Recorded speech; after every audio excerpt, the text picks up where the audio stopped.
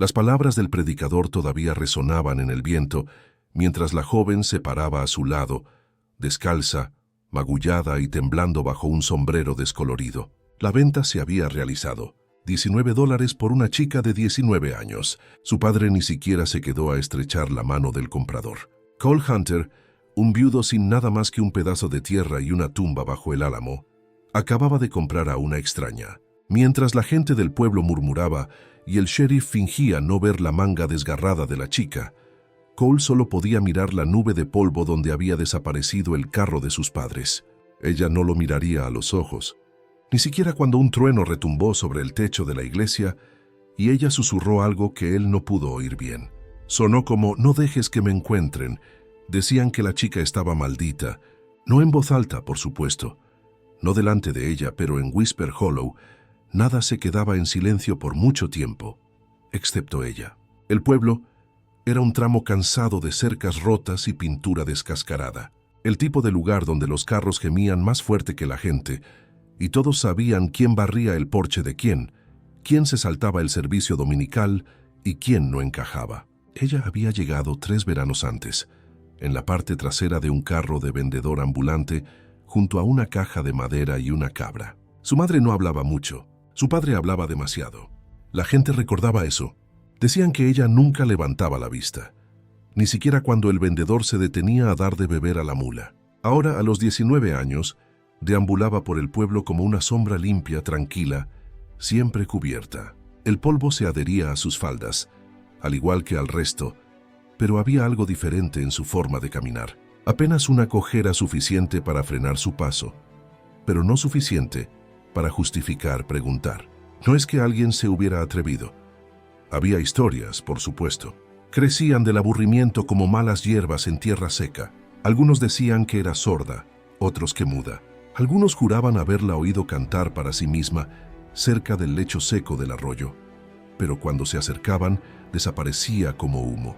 Unos pocos hombres mayores en el salón decían que una vez se casó con un chico que murió en el acantilado. Otros asentían y añadían que su propia madre había sido vista llorando afuera de la herrería, y su padre no la había dejado salir de la casa por semanas después de eso. Aún así, ella venía al pueblo una vez a la semana, siempre sola, siempre cerca de la hora de cierre, justo antes de que el sol se deslizara detrás del cañón y los andenes se vaciaran. Recogía harina, hilo, tal vez una bolsa de té, si no se les había acabado de nuevo.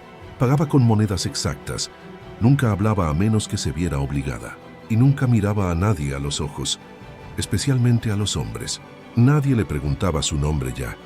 Había sido pronunciado una vez en el registro de la iglesia, pero con el tiempo se desvaneció como tantas cosas en Whisper Hollow. La cicatriz debajo de su mandíbula era apenas visible ahora, pero los que la vieron una vez nunca la olvidaron. Una línea curva, pálida y tensa, como si alguien hubiera intentado silenciarla una vez y casi lo hubiera logrado.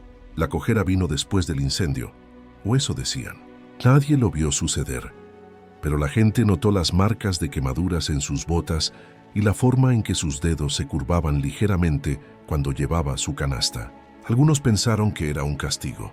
Otros pensaron que ella misma se lo había buscado. Vivía en las afueras del pueblo en una casa torcida, con un techo oxidado y 2 perros salvajes que nunca ladraban. Su madre solía sentarse en el porche con un rifle en su regazo.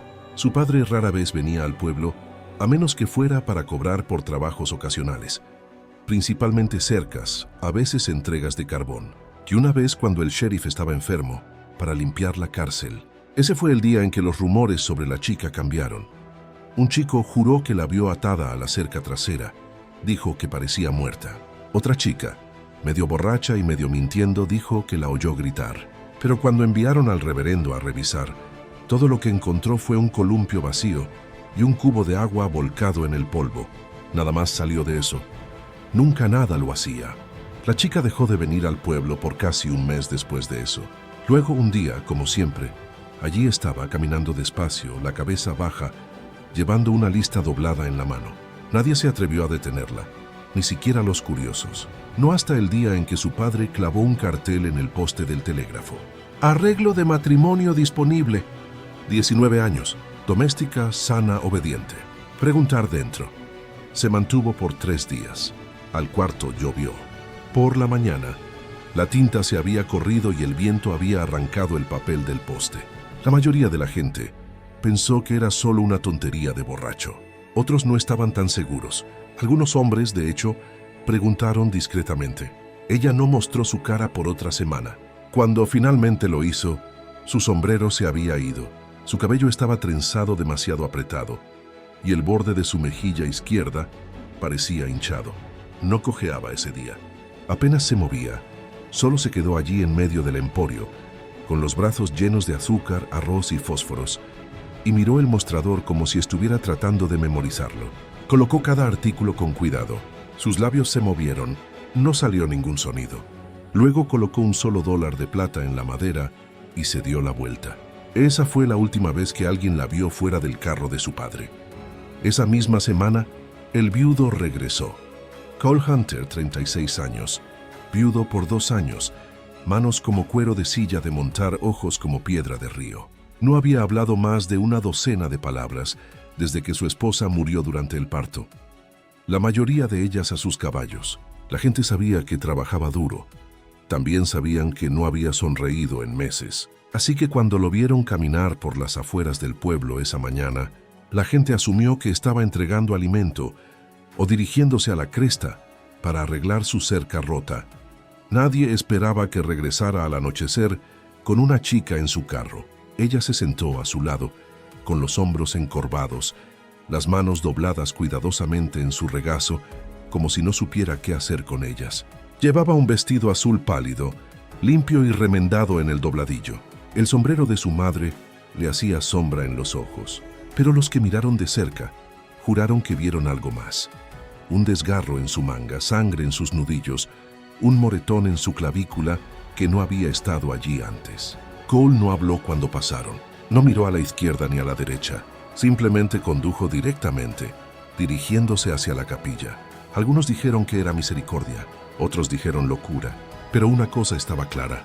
La chica ya no pertenecía a la casa en las afueras del pueblo, y nadie, ni siquiera el predicador, sabía qué precio pagó por ella. El viento cambió el día que se mudó a la casa del viudo. No solo el aire en sí, que traía el olor seco de un fuego distante, sino el ritmo de las cosas. El silencio ya no era tan pesado. No se había ido, pero era diferente.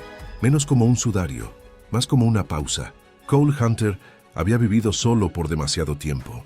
Su cabaña estaba justo después de los campos de trigo, a un corto trayecto del viejo acantilado, donde su esposa y su hijo yacían enterrados bajo 2 piedras blanqueadas por el sol. Él había construido el porche con sus propias manos, apilado la chimenea ladrillo por ladrillo, y nunca había dejado que una mujer entrara desde el funeral hasta que ella. Ella no hablaba mucho, pero limpió las ventanas en la primera mañana, fregó los pisos en la segunda, cocinó algo caliente en la tercera. Cole no se lo pidió, tampoco la detuvo. Él notó la cojera cuando ella caminó hacia el granero, favoreciendo su lado derecho cuando levantaba el cubo de agua. También notó la cicatriz, cuando el sol le dio en la mejilla justo una pálida raya blanca debajo de su mandíbula que parecía haber sido cosida en la oscuridad. Nunca le preguntó al respecto. Sí le preguntó su nombre una vez. Ella no respondió. Solo giró la cabeza y murmuró algo en su hombro. Así que él la llamó señorita y ella no lo corrigió. A veces ella se sentaba en el porche por las tardes, con su falda metida alrededor de sus rodillas, tejiendo hilo a través del borde rasgado de una cortina o un dobladillo desgastado. Cole se sentaba a su lado, no cerca, solo allí con su taza de café y un cigarro que nunca encendía. No hablaban mucho, pero el silencio era diferente al del que ella venía. No era pesado ni agudo, simplemente era. Y eso era suficiente. La primera vez que ella lo miró a los ojos fue por un plato roto. Se le había resbalado de la mano, rompiéndose contra la estufa. Ella se congeló, rígida, pálida, con las manos temblando como si esperara que algo peor la siguiera. Cole la había mirado a ella, no al suelo, y dijo con calma: «Tenemos muchos platos». Ella parpadeó. Él se adelantó para agarrar la escoba, y ella se echó hacia la pared como si él pudiera golpearla. Fue entonces cuando él se dio cuenta de que ella no le tenía miedo al accidente, le tenía miedo a él. así que él le entregó la escoba en su lugar. Lenta, cuidadosa, ella la tomó, con los ojos todavía muy abiertos, y por primera vez, solo por un momento, se encontró con su mirada. No fue mucho, pero fue un comienzo. El pueblo, sin embargo, no pensó mucho en los comienzos. El chisme se retorció en nudos por ello. El viudo Cole comprándose una chica cuyo padre prácticamente la vendió en la calle. Hablaban en voz baja en los círculos de costura y detrás de los bancos de la iglesia. El sheriff se detuvo una vez sin ser invitado, solo para ver cómo iban las cosas. Cole le ofreció café y silencio. La chica se quedó en la parte de atrás. Después de eso, las visitas se detuvieron, pero los susurros no. Y aún así, la chica se quedó. Pasaron 3 semanas antes de que tuvieran su primera conversación real. Él estaba arreglando la cerca, que ella le trajo agua en una taza de estaño, con las manos rojas de tanto lavar. Ella lo observó martillar por un buen rato. Luego dijo suavemente: «Ese poste no está derecho». Cole hizo una pausa, levantó la vista. «No», estuvo de acuerdo. «Tienes razón». Ella parpadeó sorprendida de que él no la hubiera reprendido. Luego señaló: «Necesitas mover el ancla». Se inclina a la izquierda. Él sonrió solo un poco. «Ven y muéstrame».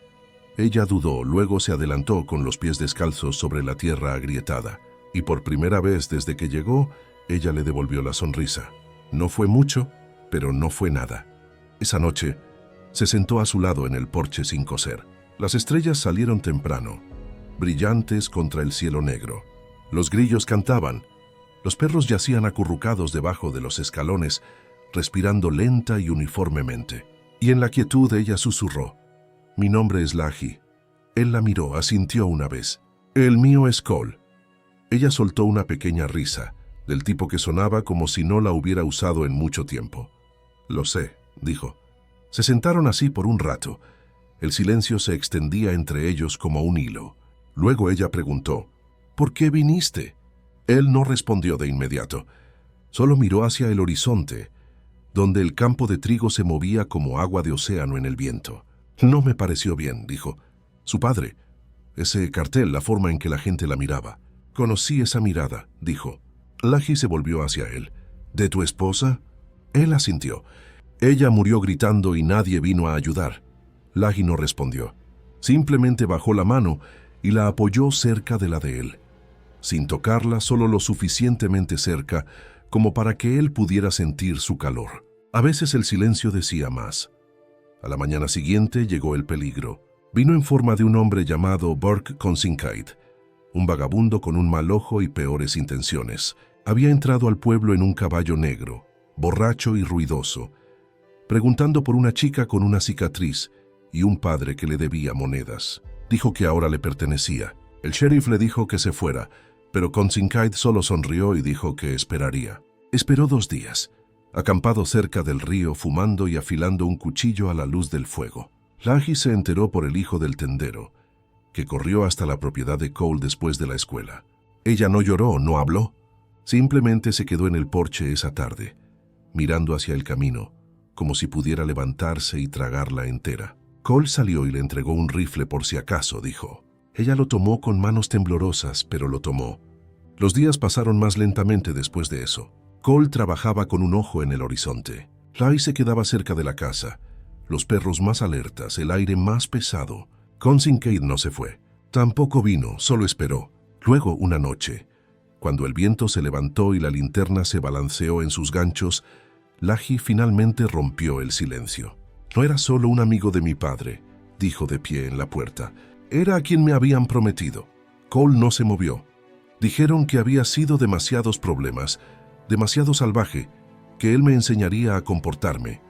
Cole apretó la mandíbula. «¿Lo hizo?». Ella negó con la cabeza, casi. Miró hacia la oscuridad. «Le quemé la mano con el hervidor. Mi padre me golpeó por eso. Pero mi madre, ella me ayudó a esconderme. Me hizo correr». Cole se acercó. «No vas a volver». Laji se volvió hacia él con los ojos vidriosos. «No quiero correr más». «No lo harás». Y en ese momento, con el viento aullando y las tablas crujiendo bajo sus pies, algo cambió entre ellos. Algo real y tranquilo y sólido. No amor. Todavía no, pero algo parecido. Algo que valía la pena proteger. Le advirtieron que vendría, porque con Kincaid no era un hombre para esperar mucho sin hacer sangrar a alguien. Y después de una semana de pasar desapercibido en su tienda fuera del pueblo, finalmente hizo su movimiento, solo que no fue ruidoso, ni violento, ni siquiera directo. Fue legal. Se presentó con un papel, un contrato rudimentario escrito a mano, presenciado por nadie de reputación, pero sellado con el nombre de su padre. Transferencia de tutela, dijo, sonriendo bajo su sombrero torcido. La chica fue prometida. Tengo un derecho. Se lo metió bajo la nariz al sheriff, de pie en medio del pueblo con la arrogancia de un vendedor de aceite de serpiente y un cinturón lleno de balas pulidas. Ni siquiera miró a Laji, que estaba agachada detrás de un barril de lluvia, con la respiración contenida como un cuchillo en su pecho. Ella no necesitaba leer el papel. Reconoció la escritura a mano. Su padre la había entregado de nuevo. El sheriff no quería problemas. Dijo que no era vinculante. Dijo que Cole se había casado con ella de manera justa y tranquila, que el predicador había firmado el libro él mismo. Pero Burke no se fue. La siguió a casa al día siguiente, gritando desde la carretera. Dejó una soga colgando del poste de la cerca esa noche, atada suelta y balanceándose con el viento. Laji no durmió, y por la mañana ella se había ido. No dejó una nota, solo su delantal en el gancho de la cocina y un frasco roto de conservas en los escalones traseros. El vidrio se esparció como dientes en la tierra. Uno de los perros la siguió a la mitad del campo antes de regresar gimiendo. Cole encontró las huellas de las botas cerca del sendero sur. Ella había corrido. El cielo dejó caer nieve temprano ese año. Los copos se aferraron a la hierba de la pradera como ceniza. El frío mordía fuerte, seco y rápido. Cole ensilló su caballo sin hablar. No le dijo al sheriff, no le preguntó al predicador. Simplemente cabalgó y la encontró. A 5 kilómetros de distancia, acurrucada bajo un saliente de roca, con las rodillas pegadas al pecho, la cara escondida en sus brazos. Sus botas estaban empapadas, sus dedos azules. El delgado chal alrededor de sus hombros colgaba flácido e inútil. Ella no levantó la vista cuando él se acercó. No se movió cuando él desmontó. Se arrodilló a su lado en la nieve, el viento gimiendo bajo a través del cañón. «No estoy aquí para llevarte de vuelta», dijo suavemente. Aún así, ella no se movió. Él no la tocó, no le hizo preguntas. Solo se sentó a su lado con su abrigo alrededor de ambos, su cuerpo bloqueando lo peor del viento. Se sentaron así hasta que su temblor se calmó, hasta que ella susurró: «Él nunca se detendrá». «Lo sé. Pensé que si me quedaba callada, se olvidarían». «O si me portaba bien», se interrumpió. Su voz se quebró. «Yo era una deuda», se ahogó. «Para mi padre, para ese hombre, incluso para mi madre. Ella me dijo que corriera, pero no vino conmigo. Ni siquiera sé si está viva». La mandíbula de Cole se tensó. «No eres una deuda», dijo. «Y no estás sola». Silencio de nuevo. Largo, frágil. Luego Laji giró su cara lo suficiente como para que él pudiera ver sus ojos muy abiertos, vacíos. «¿Por qué estás aquí?» «Porque no merecías nada de esto», dijo. «Y estoy cansado de ver a la gente buena dejada a pudrirse». Él no la cargó de vuelta. Ella se puso de pie, rígida y adolorida, y caminó a su lado paso a paso. Él le dio la bufanda de su cuello. Ella la envolvió con manos temblorosas. Cuando llegaron al caballo, él la ayudó a subir suavemente como si pudiera romperse en dos. El viaje de regreso fue tranquilo, pero ella se apoyó contra su pecho. Solo un poco, lo suficiente. De vuelta en casa, ella se bañó con agua tibia, jabón que olía a pino y un vestido limpio del baúl de la difunta esposa de Cole. Lo usó con una extraña mezcla de reverencia y dolor. Ella no lloró, no hasta que él le puso un tazón de sopa, deslizó un bizcocho caliente a su lado y dijo simplemente: «No tienes que hablar, solo come». Fue entonces cuando las lágrimas vinieron, silenciosas, lentas. Él no se movió, simplemente se sentó con ella, con las manos dobladas dejándola ser, dejándola desmoronarse sin alejarse. La gente del pueblo susurró: «Por supuesto». Dijeron que la chica era inestable, que el viudo se había metido en problemas, que tal vez ella había hecho algo mal. Después de todo, siempre fue tan callada. Pero esta vez, El sheriff mantuvo la boca cerrada y algunas mujeres mayores que habían visto cosas y sobrevivido a cosas peores comenzaron a traer pasteles, hilo para zurcir. Una incluso le trajo un pequeño libro de himnos y dijo: «No hay prisa por volver a la iglesia, pero serás bienvenida cuando estés lista». Laji asintió con los ojos bajos. Pero se quedó con el libro. Por primera vez, se quedó afuera después del anochecer, no sola, al lado de Cole en el porche con sus rodillas metidas debajo de ella y un chal apretado. No cosió. Solo se sentó en silencio respirando. Él tallaba algo en su regazo. Una pequeña talla de un gorrión, simple e inacabada. Ella miró sus manos, la forma en que sus dedos trabajaban la cuchilla. «Tú no haces preguntas», dijo. «No supuse que me lo dirías cuando estuvieras lista». Ella asintió, miró hacia abajo. «Antes gritaba en mis sueños». «Lo sé, últimamente no». «Lo sé». Su voz vaciló. «Eso significa que estoy mejor». Él la miró por un largo momento. «No», dijo, «significa que estás a salvo». Y eso, más que cualquier otra cosa, la hizo llorar de nuevo. Fue una recuperación lenta. Laji no sonreía a menudo, pero a veces, cuando el sol golpeaba el campo justo o el viento traía el olor a pan a través de la ventana abierta, ella cerraba los ojos y parecía casi pacífica. Comenzó a leer en voz alta, suavemente, principalmente a los perros. Pero Cole escuchaba desde la habitación de al lado. Su voz tenía grietas, pero había música debajo del miedo. Y una mañana, sin previo aviso, ella colocó su mano en su hombro mientras él servía café. No por miedo, sino por elección. Burke no desapareció, pero algo cambió después de que Laji corrió. Regresó al pueblo una vez, con la cara roja y gritando. Dijo que presentaría cargos, que lo habían robado, que ella le pertenecía. El sheriff lo recibió en las afueras del pueblo, con una escopeta y 3 testigos que habían visto el contrato falso. «¿Quieres pelear, Burke?», dijo el sheriff. «Tendrás una, pero no aquí y no con ella». Kincaid se alejó en una tormenta de polvo y maldiciones y nunca regresó. Pasaron los meses. La primavera suavizó la tierra. El campo se volvió verde y Laji finalmente pidió plantar algo. No solo flores silvestres o hierbas de cocina, sino todo un terreno, un jardín que pudiera cuidar con raíces lo suficientemente profundas como para durar todo el invierno. Ella trabajó con las manos en la tierra, con las mangas remangadas, las mejillas quemadas por el sol. Cole construyó una cerca para mantener alejados a los ciervos. Ella misma pintó la puerta, al principio con mano temblorosa, luego con más firmeza. Colgó un pequeño gorrión de madera sobre el pestillo. «Está convirtiendo este lugar en una iglesia», bromeó él una mañana. «No una iglesia», dijo ella, «un hogar». Pero el pueblo nunca olvidó lo que había sido. La esposa del juez se negó a mirarla a los ojos cuando pasaban por la calle principal. El dependiente del emporio susurraba con cada transacción. Un domingo, alguien dejó un cubo de sangre de cerdo en sus escalones delanteros. Sin nota, sin nombre. Cole estaba furioso. Laji simplemente lo limpió y nunca habló de ello, hasta que una tarde, de pie en el establo a medio terminar, preguntó en voz baja: «¿Alguna vez me dejarán en paz?». Él hizo una pausa, luego dijo: «No». Ella asintió. «Pero esa es su carga», añadió, «no la tuya». Y de alguna manera eso fue suficiente para ayudarla a seguir adelante. El rancho comenzó a crecer. Un tratante pasó y dejó 2 potros al cuidado de Cole. Uno estaba enfermizo y no comía. Laji durmió en el heno a su lado durante 3 noches, alimentándolo con puré de una botella hasta que se puso de pie por sí solo.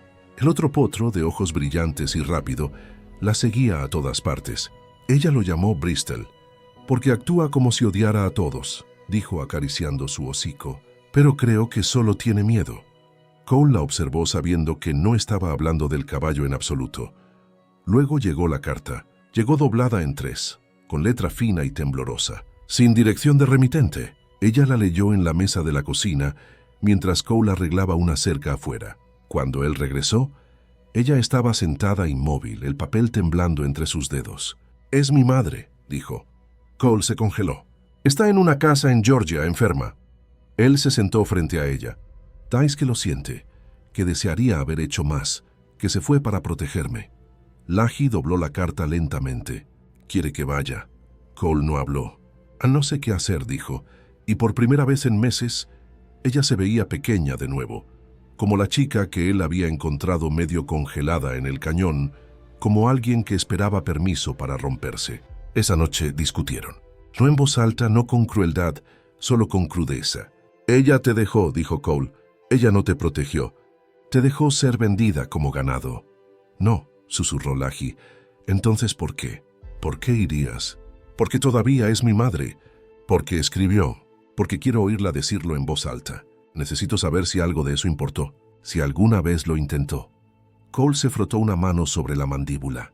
La miró. Realmente miró la cicatriz debajo de su mandíbula, el fuego en su voz, el miedo envuelto con fuerza alrededor de su columna, y dijo, «Entonces iré contigo». Laji lo miró fijamente. «No», dijo ella, «esto es mío». Ella se fue al amanecer con Bristol enganchado a un carro prestado y la carta de su madre doblada cuidadosamente en su bolsillo. Ella no lloró cuando se fue, y Cole no le pidió que no se fuera. Simplemente le presionó un pequeño gorrión tallado en la mano y dijo, «Vuelve a casa», y ella prometió que lo haría. El viaje duró 4 días. El clima se mantuvo. El carro no se rompió, pero para cuando llegó a las afueras del pueblo de Georgia, Laji se sentía vacía. La casa era pequeña, limpia, con paredes blancas y porches anchos que olían a bálsamo de limón y algo estéril. Su madre yacía en una cuna cerca de la parte de atrás, gris delgada, con los ojos pesados por algo que parecía culpa. «Lan», susurró. «Hola, mamá». El silencio que siguió fue de años. Hablaron o lo intentaron. Su madre hablaba a saltos y paradas como alguien que se ahoga. Se disculpó, balbuceó, lloró, extendió la mano hacia la de la. «Intenté salvarte», susurró. «Pero era débil». Lai asintió. «Lo eras. Pensé que si yo desaparecía, él dejaría de hacerte daño. No lo hizo». Su madre miró hacia otro lado. Laji se quedó allí por mucho tiempo, con los dedos apretados hasta que finalmente dijo, «Te perdono». Y en el momento en que lo dijo, lo sintió. Pero también supo que no podía quedarse. Regresó 6 días después, más delgada, más tranquila. En el momento en que pisó el porche, Cole se puso de pie. No hizo preguntas. Simplemente dijo, «¿Hambre?». Ella asintió. Él le entregó un bizcocho y un tazón de estofado, y ella lloró con la primera cucharada. No volvieron a hablar de Georgia, no porque doliera, sino porque ya no lo necesitaba. Se quedó con la carta, pero nunca la volvió a leer. Quemó la vieja bufanda de su madre, en el mismo fuego donde había quemado el vestido. Luego se volvió hacia Cole y dijo, «Quiero construir algo permanente».